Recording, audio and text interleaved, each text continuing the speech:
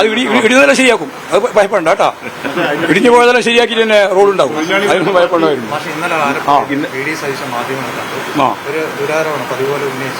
എല്ലാ കാലത്തും ഉപയോഗിക്കുന്നില്ല, വെറുതെ ഉപയോഗിക്കുന്ന അതിനൊന്നും മറുപടിയില്ല.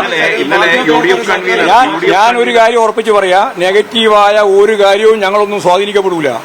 പോസിറ്റീവായ കാര്യം മാത്രം പറഞ്ഞു. അതിപ്പോ ആര് പറഞ്ഞു? സുധാകരനായാലും വി ഡി സതീശനായാലും ചെന്നിത്തലയായാലും കോൺഗ്രസിന്റെ നേതാക്കന്മാർ കളവ് പറയുന്നതിനൊന്നും മറുപടി പറയേണ്ട ഉത്തരവാദിത്വം ഞങ്ങൾക്കില്ല. അടൂർ പ്രകാശ് പറയുന്നതിന് കക്ഷികളെ യു ഡി എഫിലേക്ക് 2026 കൊണ്ടുവരും. അതവർ നോക്കിക്കോട്ടെ.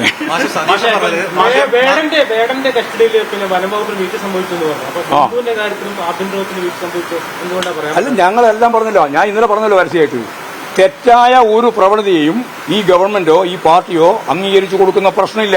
അതിന്റെ അകത്ത് എല്ലാം ഉൾച്ചേർന്നിട്ടുണ്ട്. പിന്നെ ഓരോന്നോരോന്ന് വകതിരിക്കേണ്ട കാര്യമില്ലല്ലോ.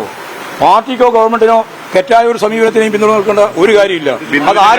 അതാരുടെ ഭാഗത്തുനിന്നുണ്ടായാലും ആ തെറ്റായ പ്രവണതയെ ഞങ്ങൾ ശക്തിയായിട്ട് എതിർത്തുകൊണ്ട് തന്നെ മുന്നോട്ടേക്ക് പോകും. ആര് പറഞ്ഞാലും അത് നിങ്ങൾ തന്നെ ഞാൻ നേരത്തെ പറഞ്ഞതിന്റെ പട്ടികയിൽ പിടിക്കാൻ മതി.